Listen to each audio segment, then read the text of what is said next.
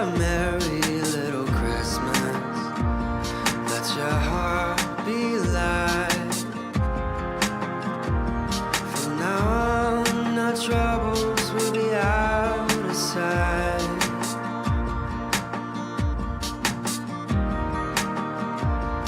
Have yourself a merry little Christmas. Make the Yuletide gay. From now on, our troubles will be miles away.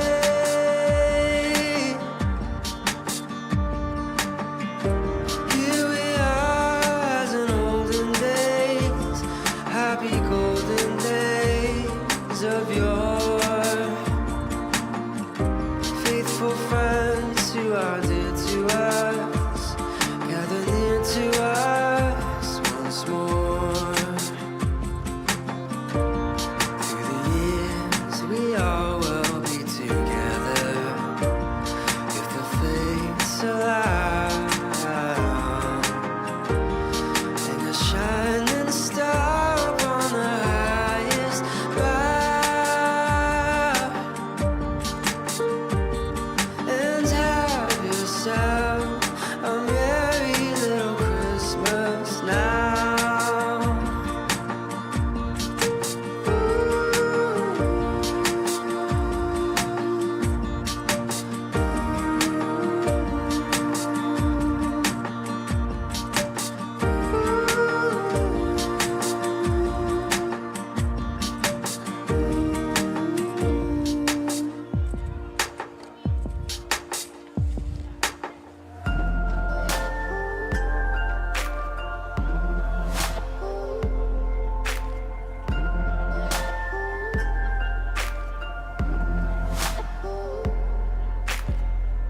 Silent night, holy night, all is calm, all is bright.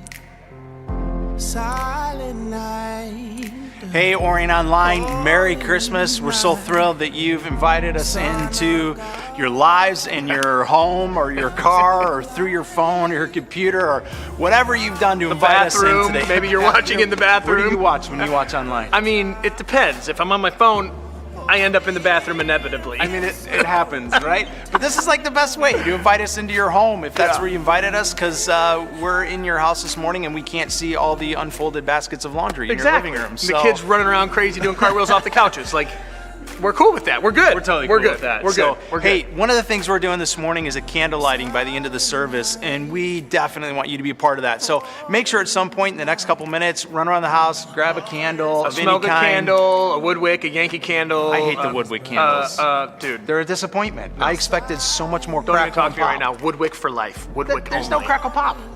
Yeah, whatever. Mandals. Mandals. By the way. They're We can agree on that. For dudes, it's a mandal. If you have a mandal, No, grab one of candles, those. mandals. So grab a candle. It will be. They probably think it's going to be the whole service now. It's such a deal out of it.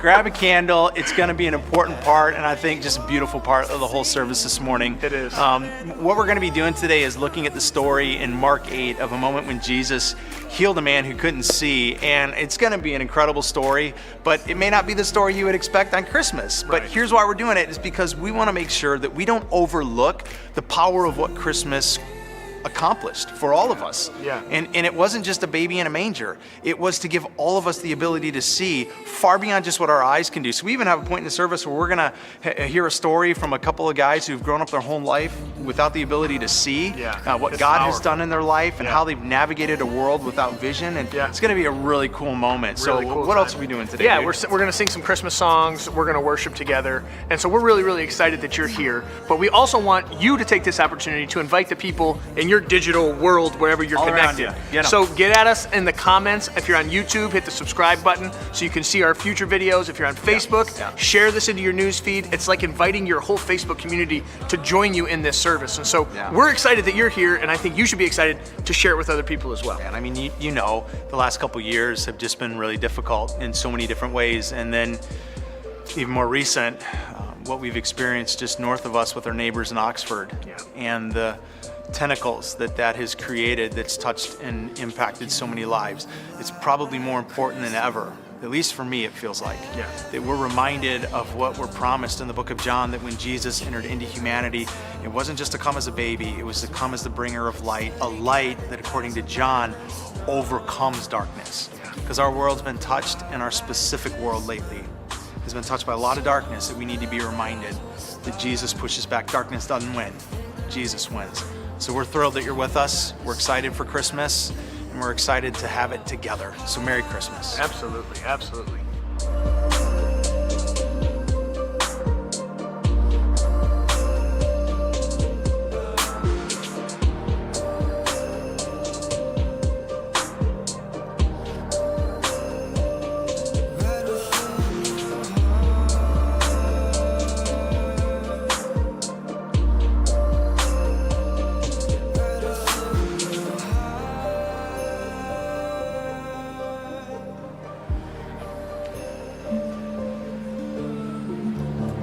Well, good evening, afternoon.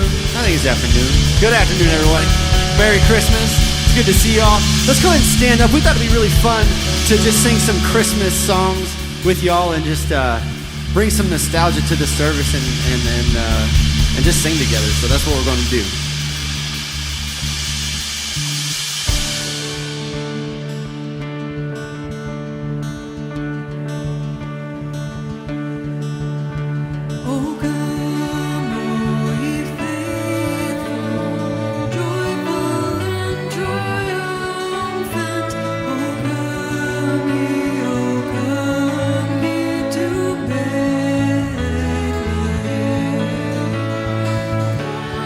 Come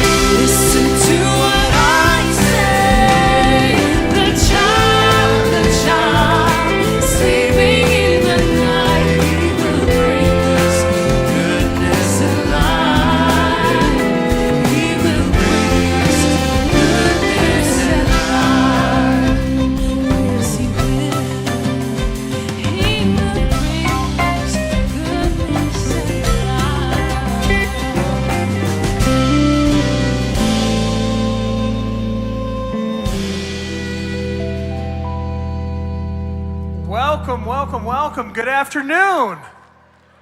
Whoa, whoa, whoa, what was that? Let me try that. Merry Christmas. Beautiful, I love it. You can have a seat for just a minute. Welcome, man. We are so excited that you're here. You know what I feel like right now? I was standing at the door as many of you guys walked in. My name's Sam. I'm the teaching pastor around here. And as I was walking in, and as all of you were walking in, I was standing at the door, I felt like Will Ferrell in the movie Elf. And I was like, it's finally here, right? I was so excited to see all of you coming in to celebrate Christmas with us today. I do want to remind you, and just in case it wasn't on your radar, that we do have childcare for birth to age 5 back in K Kids, and they're doing an awesome job back there. I brought my family last night at 7 o'clock, and I have 6 kids, so we were in like every single classroom back there, so I know that they're all doing a great job. And so if you have children and you'd like to send them back there, they have an age-appropriate lesson for them, and it's going to be awesome and a great time for them as well. So I do want to make this announcement really quick before we get going, that this Sunday, there are no in-person gatherings here at Kensington. So we have a group joining us online. It's Orion Online, and we're actually going to do something. We've done this in the other services. I'm going to ask you guys to join me in saying hello to Orion Online. And so there's a red dot back there on that camera, especially basically this center section. Side sections, you can look at the center section. But you guys are the ones that are going to help me out. I need you to kind of like, would you be willing to stand up even for me? Do you think, yeah? Okay, I see some. If you guys can stand up and turn around and face that red dot, and on the count of 3, I just want you to say, I don't know, what should we say? Merry Christmas to the online crew, yeah? So just say Merry Christmas on the count of 3. Ready? 1, 2, 3. Merry Christmas to Orion Online. Thank you. Let's hear it for the middle section for stepping up, being good sports. That's incredible. We want to welcome those of you who are joining us online. We are so glad that you are here as well. So as we get started, though, I want to start by reading a poem. And this poem is going to sort of posture our hearts for the rest of the morning. If you've been to Kensington before for a Christmas experience, you know that in the past there's been some hoopla, some crazy stuff, man. This is my first time celebrating Christmas with Kensington, but I've heard of like breakdancing Santas. I've heard of these houses with like LED screens and glowing and all the things, and I don't know, the Grinch suspending from the ceiling. Who knows, right? Just some crazy stuff. But this year, it's a little bit different. But it matches sort of where we are as a people group, as a nation, as a community, as of late. We're spending some time this afternoon just really diving into this idea that Jesus is the bringer of light, that he brings light to a darkened world. And he wants to bring light to our situation and to our lives as well. And so I'm going to start by reading this poem to sort of posture our hearts in that direction as we begin this afternoon. So here we go. In the darkness of night, the light came. A child was born, a son given, Emmanuel, God with us. All heaven and earth rejoiced, declaring news of the newborn King. Good news of joy, a new hope of everlasting peace. Mary wrapped him as a gift, treasuring this moment in her heart. God's gift to all the world, holding the light of life and love, the wonder of it all. He was born, he lived, he died sinless on a tree, defeating sin, death, and the grave, a living sacrifice. He set all captives free. God with us, Emmanuel, our living hope, the Prince of Peace.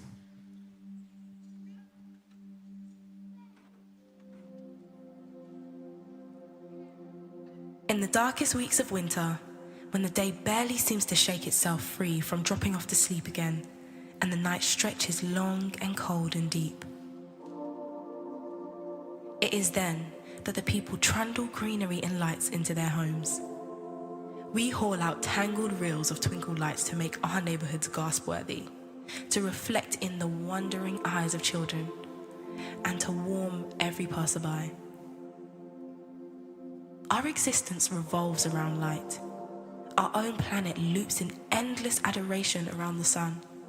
The seasons, days, and our sense of time all hinge on the angle and span of its rays reaching down to touch us. The light makes green things grow. Crops, rainforests, delicate flowers bloom, grassy plains, spiring pines. The plants absorb the light, and it sustains them and feeds the world.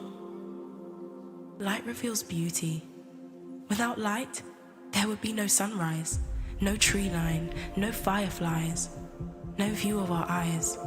We could not behold the glistening on the waves, the million pinprick prisms in a diamond, or the smile on a loved one's face. And for us, the light draws us up out of bed, out of our stupor, and we wake. Light energizes us to move, work, and play. When we're caught or lost or pressed down in darkness, light beckons us forward and promises us freedom and refuge and wholeness. But what if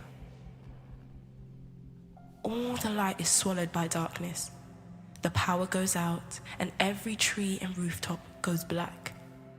The tall, waxy candle refuses to light. The stars disappear one by one, as if plucked deliberately from the dark sky. The sun is held down beneath the horizon and cannot rise. If darkness extinguishes the light, what would we feel? What would we see?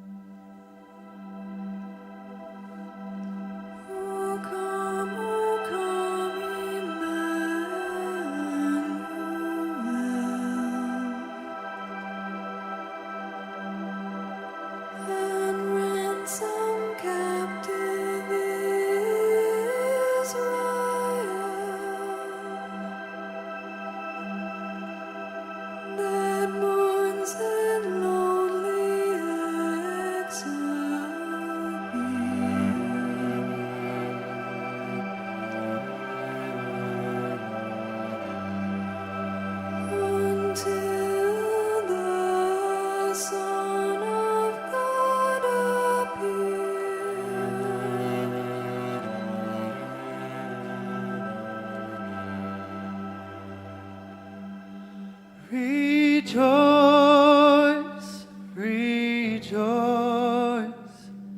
Emmanuel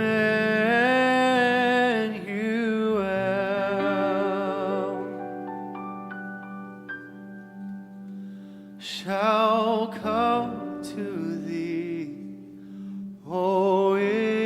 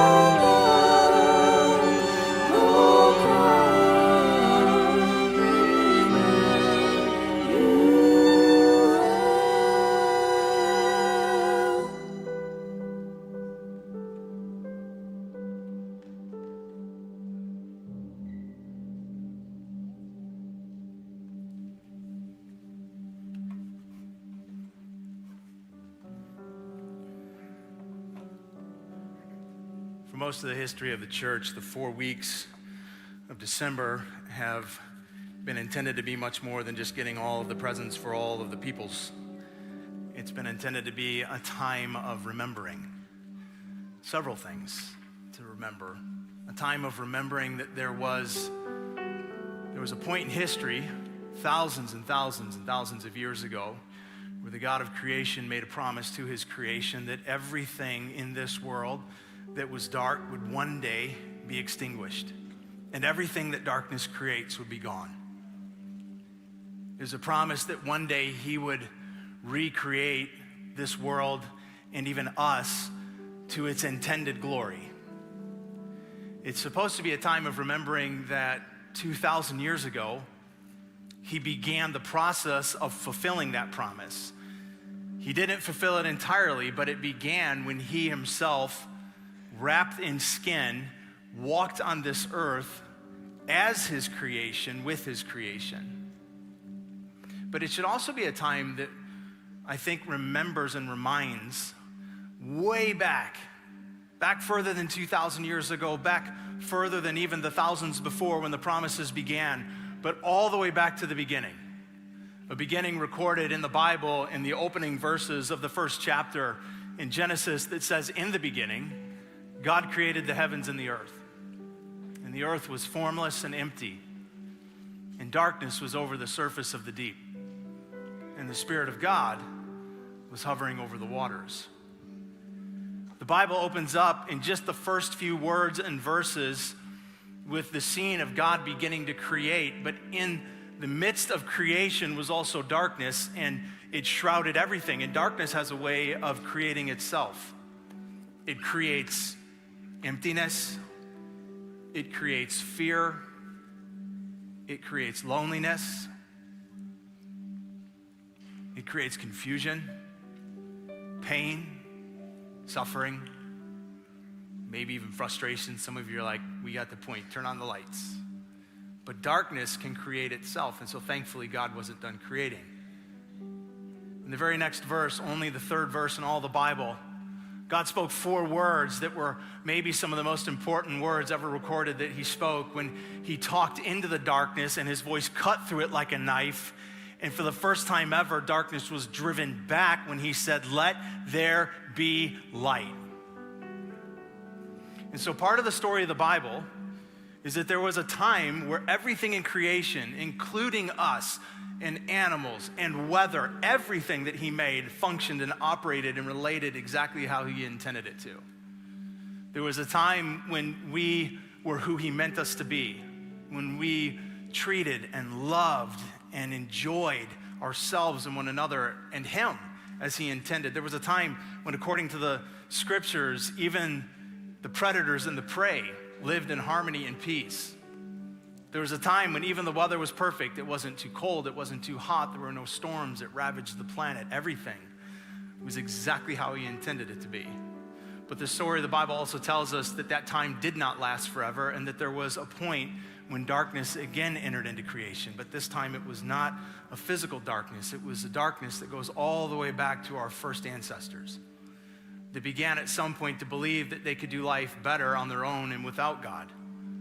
Began to believe that their thoughts, their ways, their ideas, their own strength, everything about them could accomplish and achieve more on their own than with him. It began to drive him away. And every decision from then until now with you and me and all of humanity that has in small ways or in large ways either entirely rejected God or just given parts of our lives and taken it back from him, however big or however small, according to the scriptures, that has been what has introduced a darkness back into humanity and has broken everything. It's why even later on in the Bible, we're told that the planet, even at this present moment, is aching and groaning for the day that God will fulfill this promise to return it back to its intended glory. You don't need to look hard around our own world and, frankly, our own lives to realize if there is a God who created us for glory, this can't be it. There are glorious days, but this can't be it. I think our world bears the evidence that there is a certain darkness that has shrouded once again everything. And so there was 2,000 years ago another promise made. And it was made again when God introduced light into creation, but this time it wasn't light in the form of a fiery ball in the sky, but in the form of a baby in a manger. It's an account that John would record in the Bible sometime later when he would write these words. In the beginning was the Word, and the Word was with God, and the Word was God. He was with God in the beginning, and through him all things were made. Without him, nothing that has been made was made. And in him was life, and that life was the light of all mankind. And the light shines in the darkness. And here's the promise: the darkness cannot overcome it. If you have a background where, whether maybe in church or maybe in your family, you celebrated Advent and the lighting of the candles, you've probably already taken note that we did this wrong. Some of you are like, man, you guys did this backwards. You're supposed to light the other candles, then you light the center candle. You messed this all up. Actually, we did this very intentionally this time.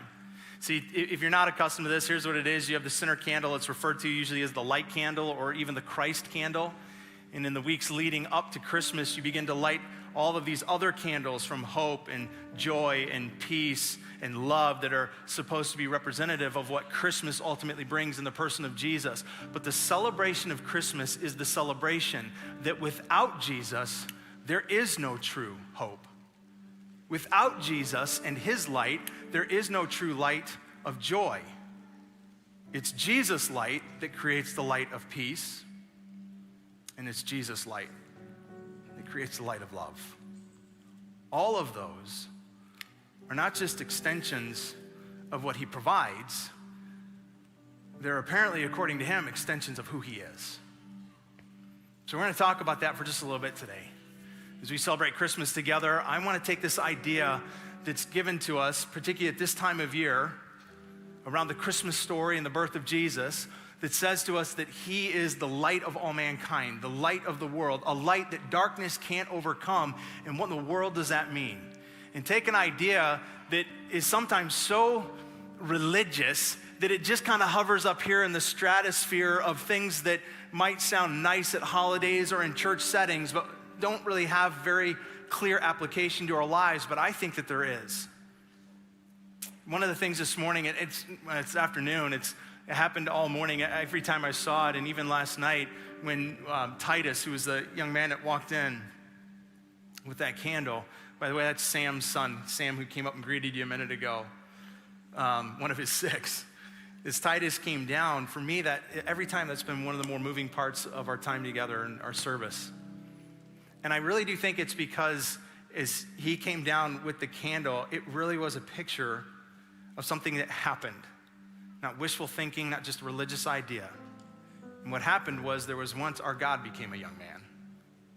And he didn't just carry a candle into creation. He was the light that came into creation. So I want to pray, because one of the things that I believe very much that this book teaches that is true is that where just 2 or 3 of us are gathered in his name, that somehow his presence hangs in a very different way, in a real way.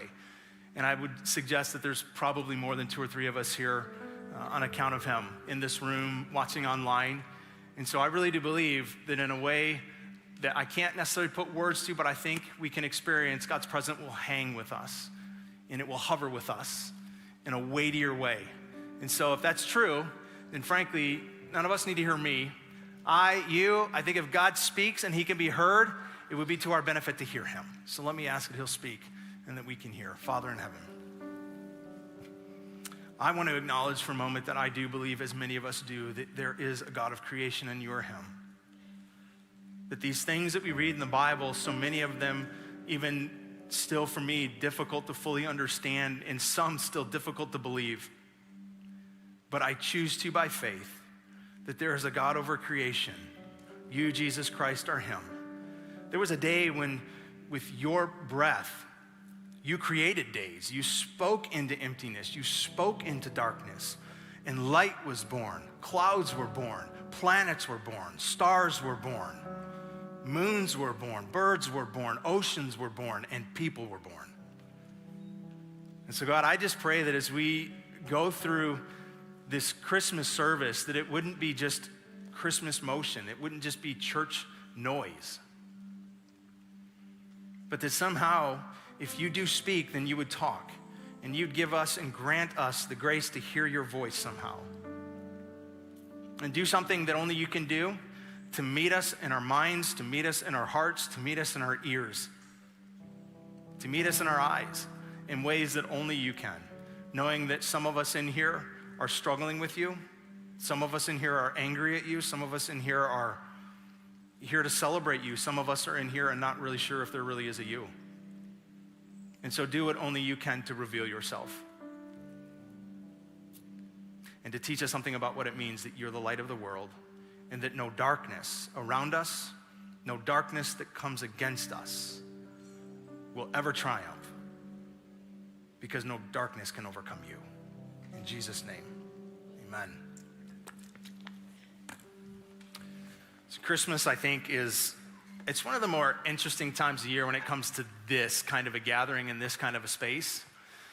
Because I'm just going to assume that for many of us, this isn't a regular routine. For some of you, church is a regular routine. You do it week in and week out. For some of you, you do it a few times a year. For some of you, maybe this is the first time you've ever stepped into a Kensington service. For some of you, it might be the first time you've ever stepped in or tuned in to any service. But what's interesting about this time of year is that this is one of the few times a year where all of us are kind of in the same space, because we all know the details of this story. Maybe not all of the details are known by all of us, but all of us know a heck of a lot of the details. And so it puts us into a lot of ways, a common ground.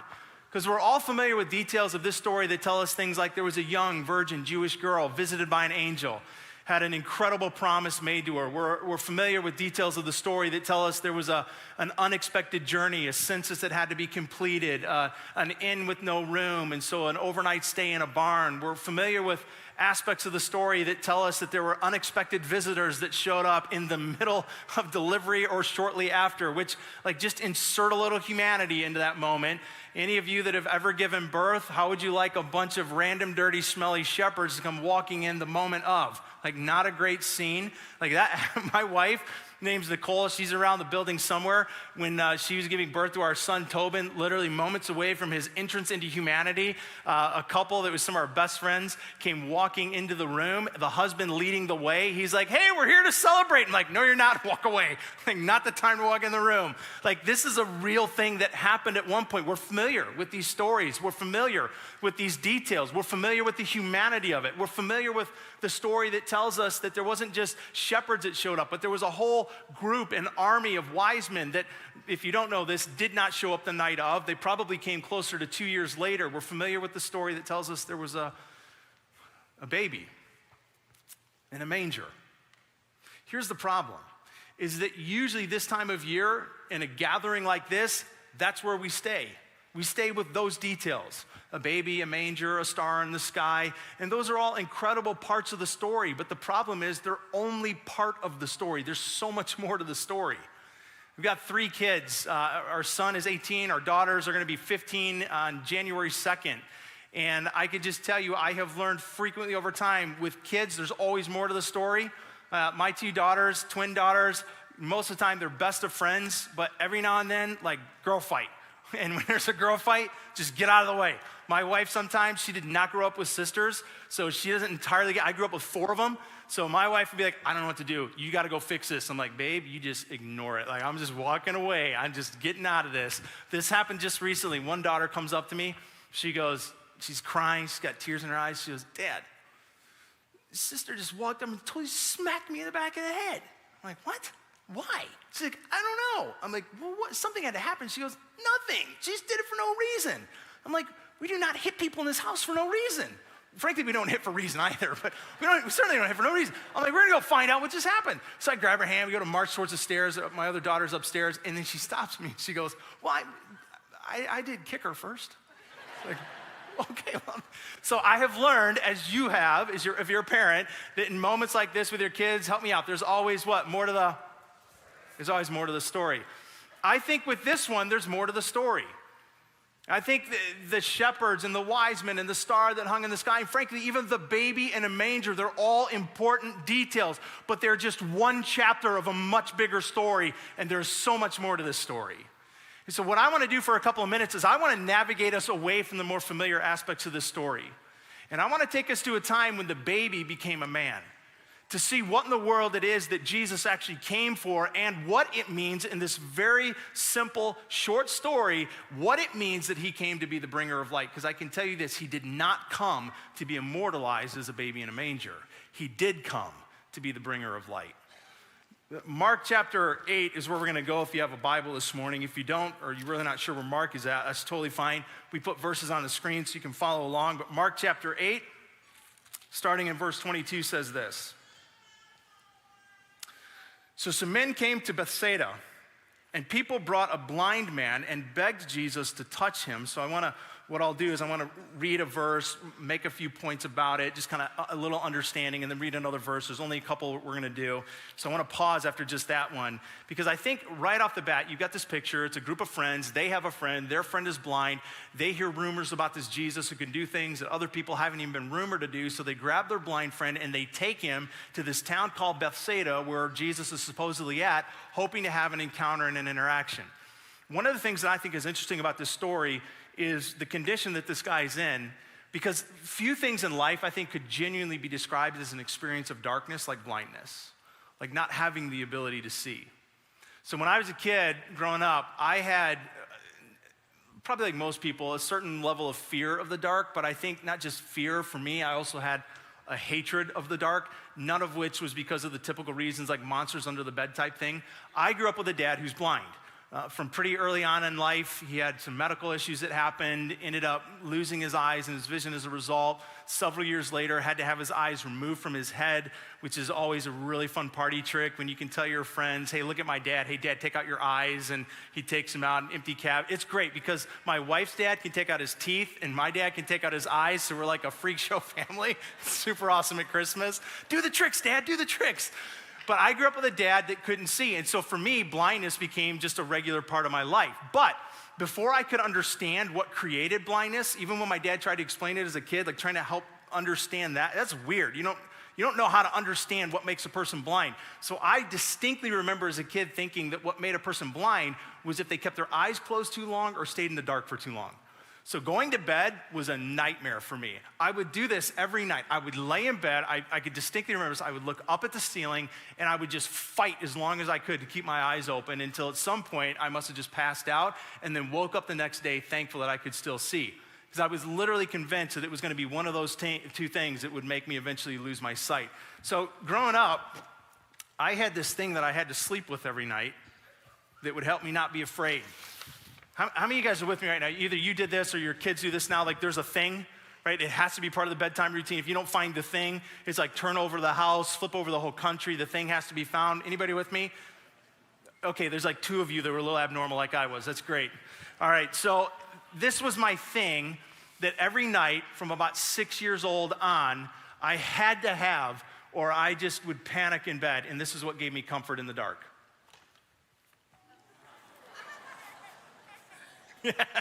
And you guys know what this is, right? Animal from the Muppets. Anybody remember what he did?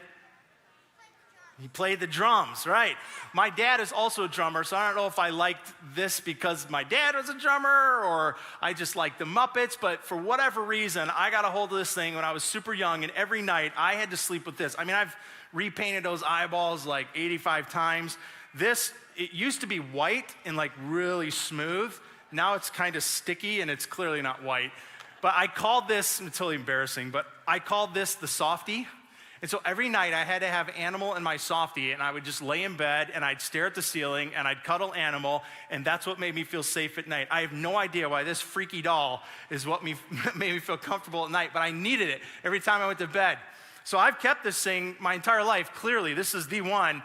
And when my kids were younger, side note, I used to go upstairs when my wife would say, it's time for bed. And I'd get up ahead of them, and I'd hide in the closet.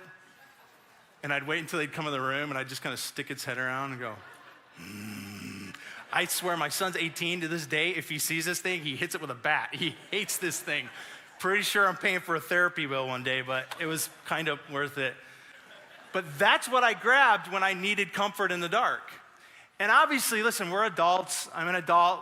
None of us feel the same way about the dark now that we may have when we were kids, but here's what I do believe for all of us. We are all unnerved by what the dark represents. By the loneliness it represents, by the lack of clarity it can represent, by the pain or the suffering. Some of you right now in this year, you have fought the biggest battle of your life. Whatever you've been going through, whatever you've been tangled up in, for some of you, this year has provided and presented for you the biggest struggle you've ever gone through. I mean, we've had a couple of interesting years that makes this Christmas, I think for most of us, if not all of us, incredibly unique. And that we have watched a disease go all the way around the globe. There are people that sit in this community week in and week out. I'm thinking of a couple of our moms with young kids who are gonna sit at the Christmas table without a dad this year. That's a darkness that we haven't faced that way before. I think of what happened to our neighbors in Oxford a few weeks ago. I think most of us have never lived that close to that kind of darkness. If the Bible is true and that part of what darkness has created in our world is literally even a breaking of the planet itself, then that means that even the tornadoes that have ravaged down south of us, the lives have been lost as a result of that, is also an extension of darkness. And whatever the darkness is that touches our world or touches our lives, whether it's a darkness and a lack of brightness, whether it's a lack of full joy or peace or hope or love, or a lack of certainty or a lack of security or a lack of successful feeling, or whatever it is, whenever darkness and something less than being fully bright enters into our lives, we have a tendency to do what I did as a kid. We go reaching for something that's gonna help us find a sense of comfort. The problem is most of what we reach for and take hold of, whether it's I got to get better education or I've got to get a better job, if I just get the right relationship, if I can make more money, I got to pack in my retirement fund, if I can just get into the right school zone, if I can get into my kids get into the right college, whatever it is, we reach for all this stuff in life, convinced that if I just get that, if I get to that, that's going to brighten things up a little bit better. Maybe that'll help my marriage, maybe that'll help me, maybe that'll help my outlook. Whenever darkness comes, we start reaching for something that's gonna help, and so often what we reach for is stuff that doesn't do anything more to darkness than this doll did. And all it really does so often is present to us just really a false reality and a false sense of comfort. And I think this guy in the story, I mean, you look at his life, however long it is that he's been blind, he's faced not just a physical darkness, but he's also faced as a result of it, clearly an emotional darkness. I mean, you think about this guy living his life blind without the ability to see. That means that jobs just didn't work for him the same way they did for other people. That means relationships did not work for him the same way they did for other people. That means that life did not work for him the same way it did for other people. So he's facing darkness on two fronts. And that's why he's in this town called Bethsaida, because essentially what he's doing, he's also reaching. He's reaching for something that might be able to shed a little bit more light into his life. He's reaching for a miracle, essentially, but he's reaching himself. He's reaching because there's this rumor of a teacher that's been able to do things that nobody else has been able to do. Not even rumored to be able to do. And so he's mustered up whatever amount of faith he can in one hand and all of his questions and doubts and uncertainty, I'm sure, in the other. And he travels with his friends and he gets to this town and he's reaching, hoping that as he reaches, maybe this is the animal, if you will, that's gonna do something for me. And here's the moment that Jesus interacts with him. If you go back to the text. It says in verse 23, and Jesus took the blind man by the hand and then led him outside the village. Now, I've read this story quite a bit over the years before I think the details in this verse really stood out to me. Because if you think about this guy's story, so here he is, he's blind, he's reaching, he's doing what a lot of us do when we need something changed in our life. He's turning to the God solution. Right? This is what we do sometimes. We go to church, or we do the Jesus thing, or we give God a try, or we maybe start to pray for the first time because there's something we need him to fix, there's something we need him to answer, there's something that's not working, there's a desperation maybe in our marriage or whatever it is. You reach, and he's reaching, and he shows up, and he's hopeful for a miracle. He's hopeful to be able to see, and what happens in that moment is Jesus takes him by the hand, and it says that he leads him outside the village. So this isn't just like they stand there holding hands. There's a walk, and I don't know how long it lasts, but there's a walk that they take together. This has all got to be a little bit disappointing initially. He's got to be thinking, hey, I came here for a miracle, not a date. I don't understand what the walk is about, but this isn't quite why I showed up. And I just know, I know us, I know me, and I know that there's been moments that my own journey with God has felt very similar to that. Frankly, has felt disappointing, has felt like I've taken hold of God's hand and nothing happened, nothing changed. He didn't answer, he didn't fix what I hoped he would. And I know maybe some of you, that's your own journey as well. That there was a moment that you did reach out, you grabbed his hand and you felt like you'd give the God thing a try, or you felt like, let's see if Jesus could have the answers, and nothing changed. What you wanted fixed didn't get fixed. What you wanted answered didn't get answered. And maybe for some of you, you even thought, maybe I stop, maybe I pull back, maybe I give up. Maybe some of you did. And maybe that's why some of you are even here today or watching online, is you're kind of putting your toe back into the water, wondering, if I give him another chance, would something maybe happen finally? Would something maybe happen this time? But what I wonder, and it's true in this guy's story, as we're going to see, is if that's your story, is it possible that it wasn't, in fact, that nothing was happening, but that everything was happening? That what was happening is that while it wasn't getting fixed, it wasn't getting answered, and maybe there was still a certain aspect of darkness that it felt like God didn't fix for you, what he was doing is taking you by the hand and leading you. Like, but I wanted a miracle. I wanted an answer. I didn't want a hand-holding walk. Why would he do that? To teach you how to hold his. With 3 kids, I will tell you, in all honesty, one of my favorite things to do has always been, to this present day, is just to hold their hands. Problem is, especially with my girls, they're about to be 15 in a few days, and they're super confident, independent, strong-willed, like they do not need to hold dad's hand anymore. So this literally just happened the other day. We were walking in, one had a soccer game, the other was off from her games that day, and so we were able to spend some time together. I went to grab her hand, and she goes, "Why do I need to hold your hand?" And so this is what I've gotten accustomed to saying when she says, "Why do I need to hold your hand?" I go, "You don't. I need to hold yours." And she goes, "Why?" I go, "Because I love the feel of your hand in mine." And even with my son, he's 18, not walking around holding his hand anymore. He'd probably punch me in the throat if I tried. But I have noticed that when we drive together, which doesn't happen often because he's mobile, he's driving, he's never home, but in the rare occasions that he's in the car with me, I've noticed that what I often do is put my hand on his knee. It's why I kiss him all the time, and I'll never stop, because touch is incredibly powerful. Matter of fact, think of some of the times in your own life when touch was a powerful moment for you. Like for me, for example, my wife, I remember holding her hand at the birth of all of our kids.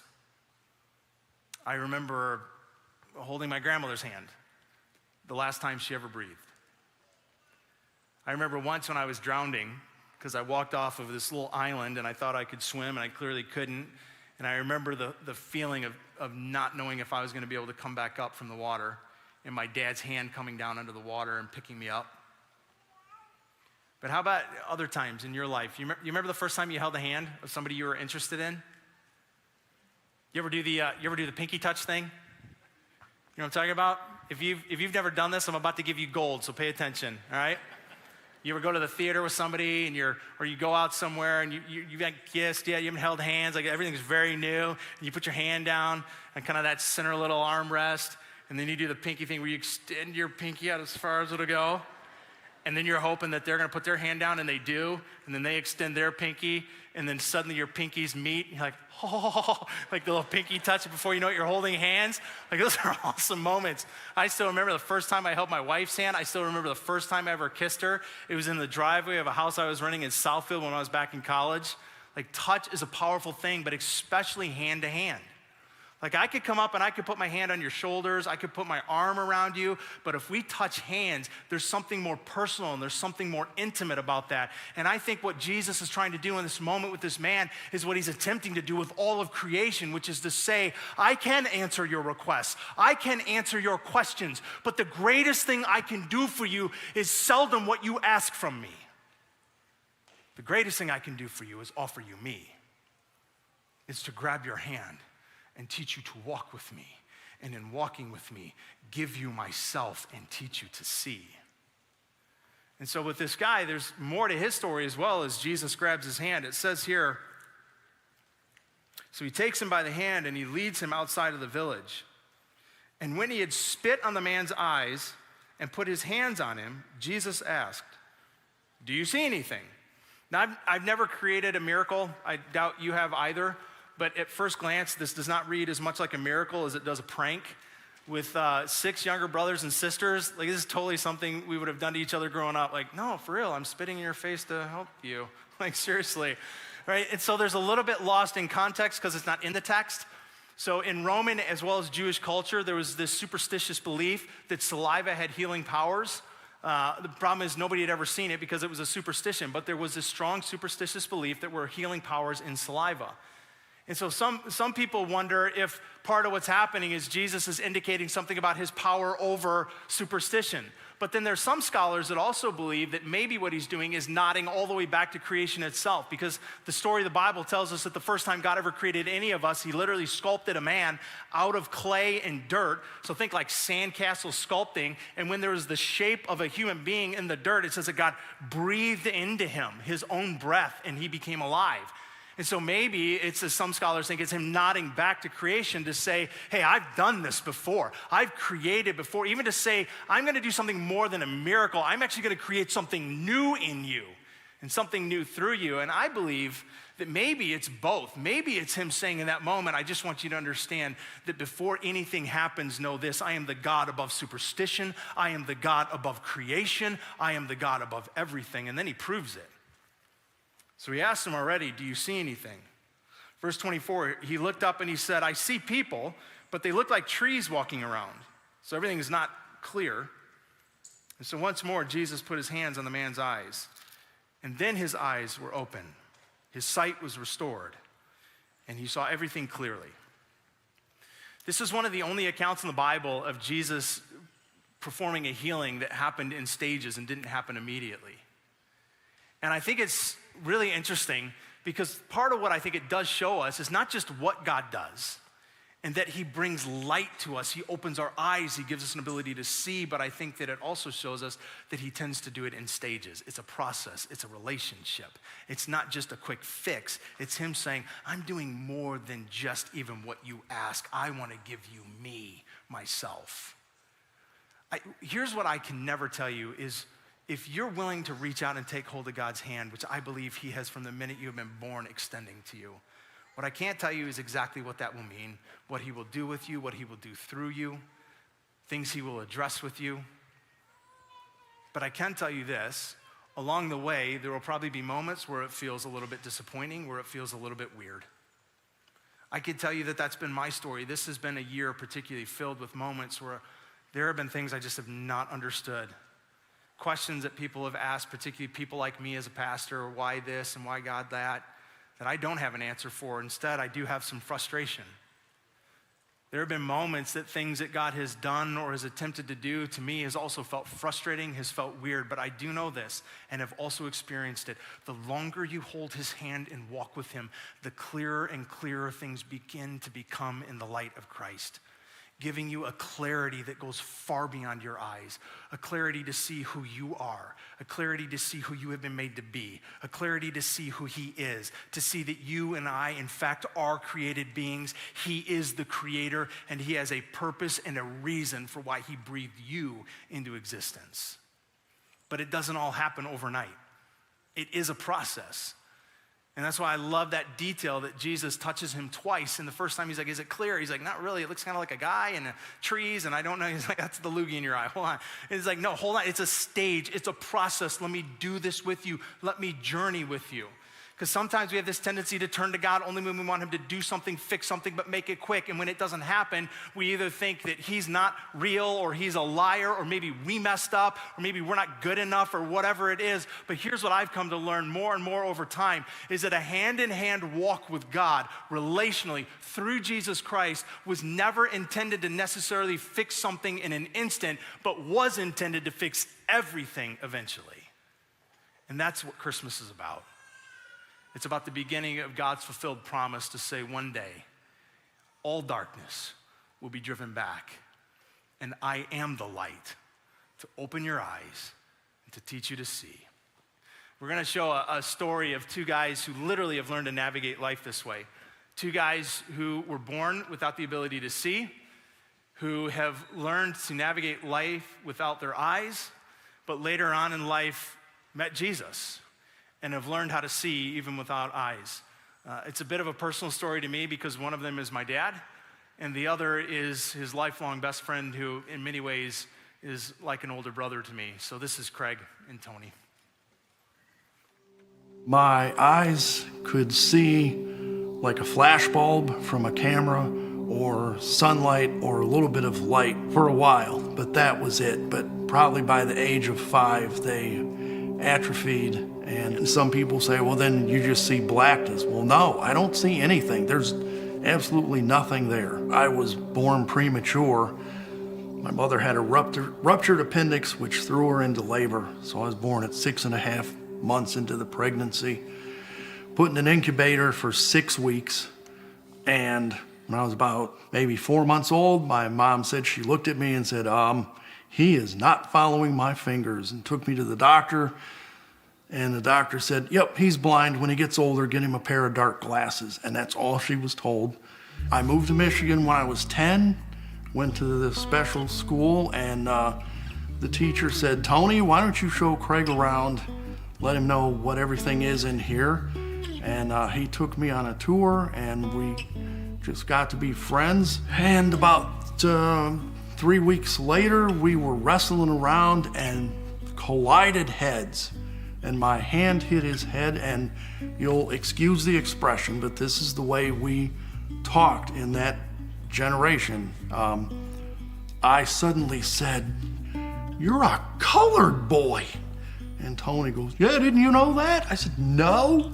That was one of the times when I realized if I've known this kid for 3 weeks and didn't know he was black, then what does it matter? All it meant to me was, because of what I was told, that there's these, you're white, they're black, and a lot of people, especially back then, said you shouldn't be playing together or get together. And Tony and I just ignored them. We just, got to be friends. And a lot of times he would invite me over to, stay the night with him. At that time, there were a lot of taboos about, not associating with, if you were Caucasian, you didn't associate with African American people. But like I said, we just kind of overstepped that. And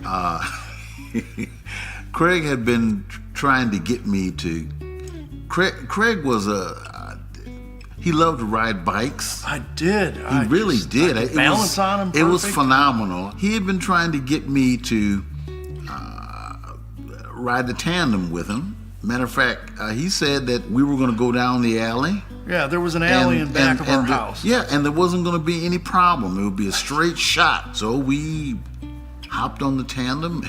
Yeah, he was on the back, yep, where you can't steer at all. All he could do was help pedal, and I was on the front. He was steering. And doing the steering. Yeah, and so we were moving down the alley at a nice rate of speed. We were, I don't want to interrupt you, okay, but I got to admit this part for myself. All right. I got real confident, and so I sort of turned around. Oh, boy. And I said, now, don't you really feel bad? Oh, that's true, yeah. That you didn't want to trust me and ride on this bike. Yeah. Just true. About when he was ready to answer, someone parked their truck back there. We did not know it, and we hit that thing, and I was so Slammed upset. into that truck. He flew off the bike. Man, I said, don't ever ask me to ride with you anywhere on anything. I was upset. He wouldn't even, I said, get on this bike and I'll get you back to our house. He would not do it. Each had a job at a local hospital in the dark room developing the x-rays, which was perfect for us because we got around in there better than anybody else did. For me, the dark room was significant because that's really where I met the Lord Jesus Christ, in the dark room. I had been struggling with whether I was really a believer or not. There were other people that had been struggling with it, and I really gave my life to Christ in the dark room, and I can just remember that. It was just slow, and I just really came to grips with my own personal sin, and I really came to grips with who Jesus was. Craig was the one that really challenged me about salvation. I hadn't really even thought about it, but one day, I think it was after church, and he asked me, Tony, are you really saved? And I thought about it, and I said, no, I don't think I am. And so the Lord really used him in a mighty way to really get me to thinking about spiritual things. Well, honestly, I know some people say that you should know the exact time, date, PM, AM, almost to the second when you became a believer. for me, it didn't work that way. It sort of was a process of enlightenment, you might say. And I remember the gospel was shared with me when I was about 13. And that night I got down on my knees and did what the guy had said, trusted Jesus Christ. But there was nobody in my family that was a believer. And so I got way off base, didn't have any guidance. And yet I am convinced that the Lord was back there working. Literally, the spiritual light was turned on. The best way I describe it, it was like spiritually I was in darkness or without nothing, dead in my trespasses and sins. And suddenly everything about Jesus made sense. It's been a growing process spiritually ever since. Maybe taking some steps back, but then always moving forward. Before I was saved, I was very self-centered. Everything revolved around me and my world. And after Christ came in, he began to really take my focus off of me and really put it on him, change of how I understood life. It's also the grace that he just shows me personally on a daily basis. I mean, if I was in his position, I probably would have taken me out years ago, you know? And yet he still thinks I'm worth working through. And to me, that's just awesome that he uses me to do anything. I can't get over the magnitude of it sometimes. You know, I don't know why the Lord let me be blind, but I'll tell you this. If it comes down to me, and I know I often wondered, but having physical vision and letting it have caught me up so much in that I ignored the Lord, no thank you. It's much better to have him and not have the physical vision. And someday I'll have both anyway. I don't know how many times people have said, I bet you guys can't wait until you have your vision and can see Jesus. No, I can't wait to meet him. I can't wait to hear his voice. I can't wait to feel his arms around me. Yes. Feel the nail scars. And just know him. To me, that's more important than being able to see his face. Now, when I do see his face, sure, I'm sure there'll be some excitement there. But right now, I relate more to the person he is and meeting him personally. Yeah.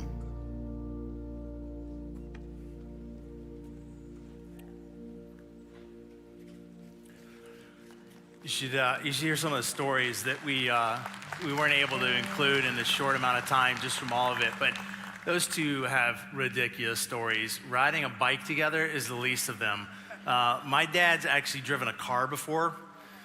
Yeah, where Tony's been in the back seat, his buddy's in the passenger seat, just barking out orders, left, left, left, left, you know, type thing. They got pulled over once by the police. That guy about had a heart attack and realized my dad couldn't see, and he's like, never do this again. I think they did it the next week. So just crazy stories. One of the things that I have learned from my dad, watching him navigate life, has really been to see how he has learned to see better almost without his eyes. I mean, even one of the clearest ways that I've seen is relationally with Tony. My grandmother, when she was still alive, would tell stories about how she lost friends when she let the two of them become friends and play together. I had people that would say to her, you can't do that, that's not right. And she was like, well, guess we're not friends anymore. But she lost friends for that. And you see the reality that so often some of the ways that our own eyes can lead us the wrong way relationally, the wrong way in how we view ourselves and others. It's almost as if they see better without them. Even to hear my dad say, and I've heard him say this before, that if it came down to it, either having Jesus or having his vision restored, he would take Jesus. That there really is a sight that goes beyond what your physical eyes will ever give you. It's part of what Jesus does when he says, I am the light. There's a couple things that light does. One of them, consistently, is provide clarity. When the lights are on, you see. When the lights are off, you don't. Part of what God does is he comes to us and extends his hand as he says, if you will take my hand, if you will walk through this life with me, I'll begin to teach you to see what you've never seen. to see me, to see yourself, to see humanity, to see everything, and to see it different.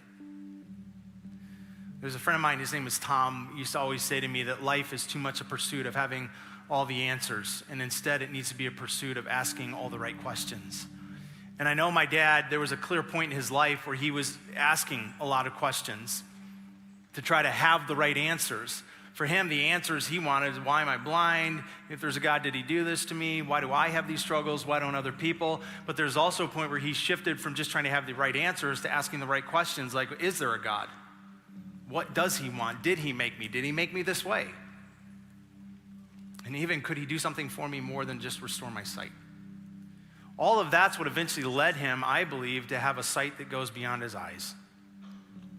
So I don't want to just wrap up a Christmas service and we all go home in a couple minutes after a few more songs without at least extending an invitation to say, Jesus has constantly, your whole life, he has been reaching his hand out to you. Have you taken hold of it? Some of you have, many of you have. That's why some of you are here. That's why some of you are watching. You're celebrating. I mean, Christmas is a celebration for you. That you really have had an encounter with God through Jesus Christ, and he has brought light to your life, light to your eyes. Sometimes it's disappointing, sometimes it's weird, but it is a progression that continues to be walked through. But I don't think that's the only way to respond to today. Because some of us could walk out and just go, well, that's nice for them, that's nice for other people. I'm just going to make it about the Christmas celebration. But Christmas isn't just about a celebration. It is, in fact, about what my dad said, salvation. That Christmas is not just about a little baby in a manger. It is about the God of creation who stepped into his creation to save his creation. Not to be angry with us, not to be vile with us, not to be Thor the thunder god. That's who I always thought God was growing up until I realized different. He wasn't angry, didn't hate me, wasn't measuring how good I could be versus how bad I've been. He, to me, wanted to be a father who held my hand and walked through life with me as he longs to be with you. And so my invitation would be his invitation. Take his hand. Take his hand. And without that being just like a concept up here that has no legs to it, I think there's a way to actually do that. This guy in the Bible, his name used to be Saul. When he was first introduced to us, he becomes Paul. At Saul, he hated Christianity. His whole mission was to completely annihilate it from the planet. He was responsible for overseeing, physically watching even the execution of Christians in the early days of the church. Had a very real encounter with God himself, began to see, saw everything different, and changed from Saul to Paul, became one of the largest contributing authors to the Bible, planted tons of churches. At one point, he writes a letter that's in the Bible to the church in Rome that he had started. And I think in that is part of how you begin to take hold of Jesus' hand. He says, if you can do this, if you can believe in your heart that Jesus was raised from the dead and confess with your mouth that he is Lord, he says, then you are saved. That there really is this immediate, supernatural, but very real thing that happens to collide your life with God's life into a relationship. And everything, even in that moment, may not make sense. In that moment, you may not even feel anything. But he's taken your hand in that moment, and it begins a process of your eyes starting to open and you starting to see and you starting to feel his love like you have never known was even possible. So I just want to give you a minute to respond to that. And here's how I want to do it. I would just ask for some of us that would want to do that you've gone, man, I do believe that God's been reaching for me and it's time that I reach back. Or some of you go, I did hold his hand once. I took my hand back, but I want to grab again. And I would just ask, can you all just do this? Kind of honor the moment by closing your eyes, just simply to give a private moment to the people around you. And here's what I ask. I'm going to give you a really simple prayer. You won't find this in the Bible. There's nothing special about these words. I'm going to offer them up to you so that you can use them. But I'm going to ask you to do this. If you would say, if God's really reaching for me, then I want to take his hand. Then here's what I would ask. Extend yours. Just reach it out right in front of you.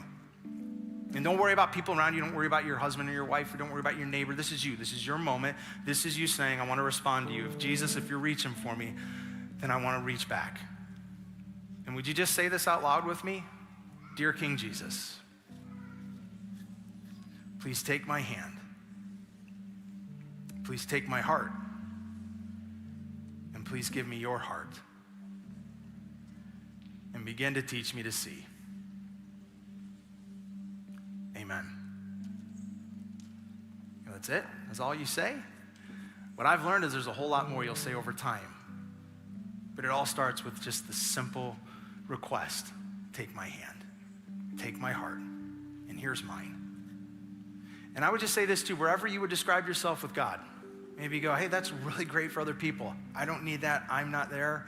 Or maybe some of you, hey, that was really great, but I made that decision before. Here's what I want you to hear last today. Wherever you would describe yourself, his light came for you.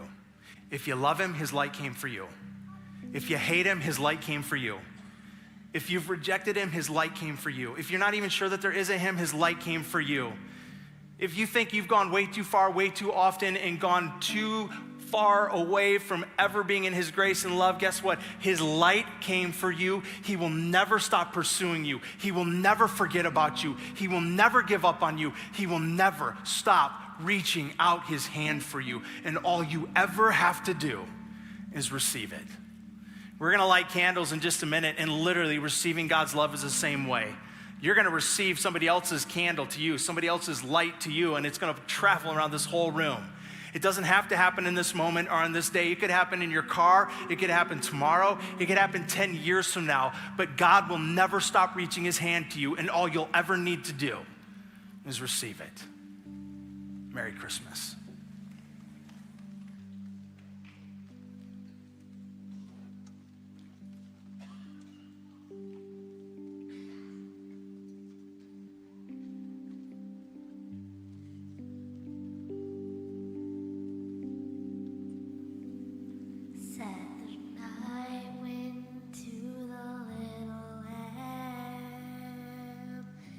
Do you see what I see?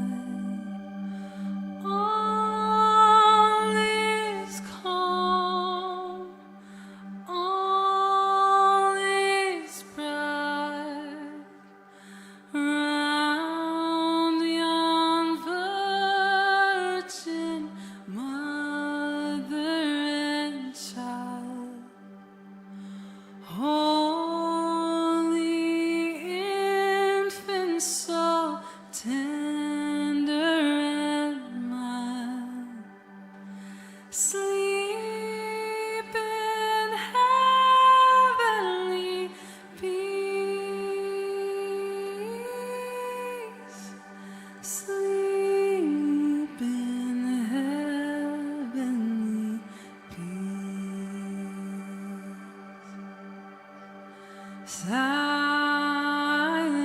night, holy night, Son of God, love's pure light, radiant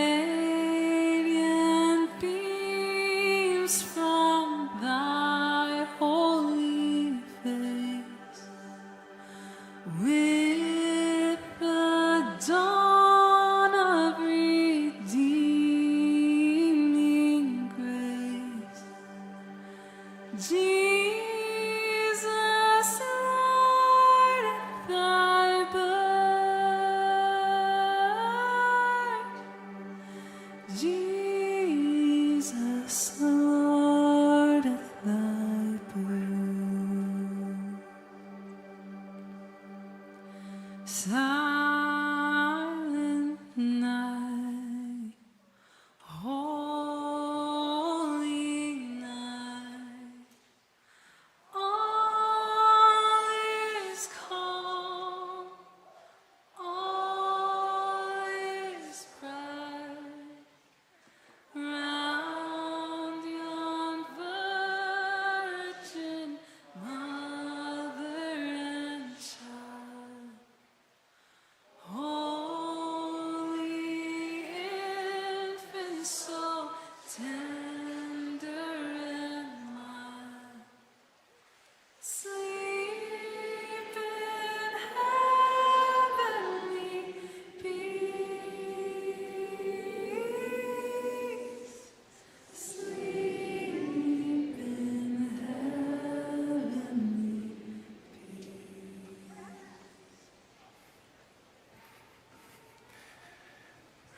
Would you just, for the imagery and the power of being able to see how light pushes away darkness, would you just lift up the light in your hand as high as you can?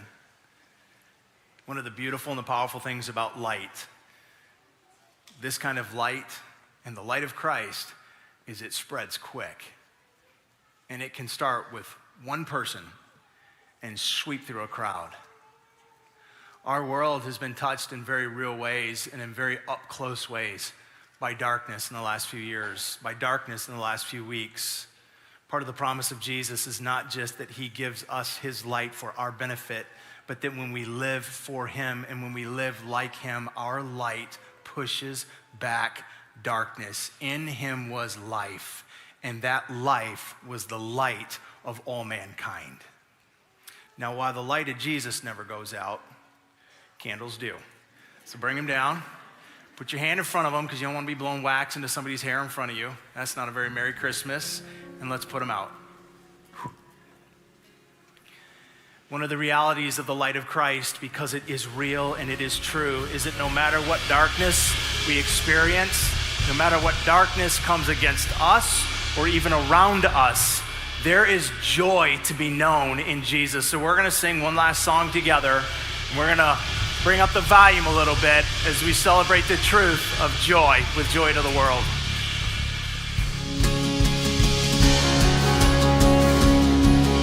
All right, come on, y'all. Let's get those hands going. We're going to celebrate tonight.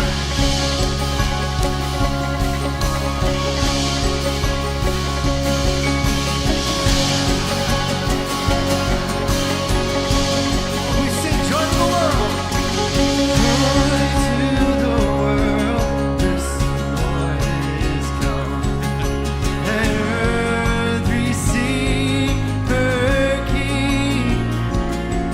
Let every heart prepare him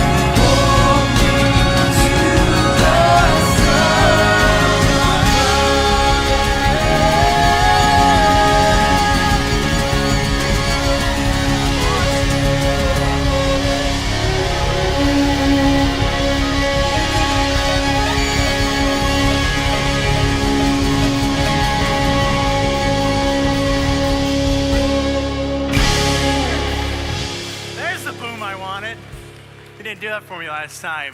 We are so thankful that you made being with us a part of your Christmas Eve and your Christmas experience. We hope you have an amazing Christmas tomorrow. Know this as you leave, just a reminder, no service on Sunday, all online. Love to have you join us online. We are back in person at all campuses at the start of the year. As you leave, also remember, lots of people getting out of that parking lot. Be gracious and patient with one another, especially our parking lot crew. They're working diligent to get you out quickly and safely and to wherever you need to go. So thanks again for being here. Have a very Merry Christmas. We'll see you next year.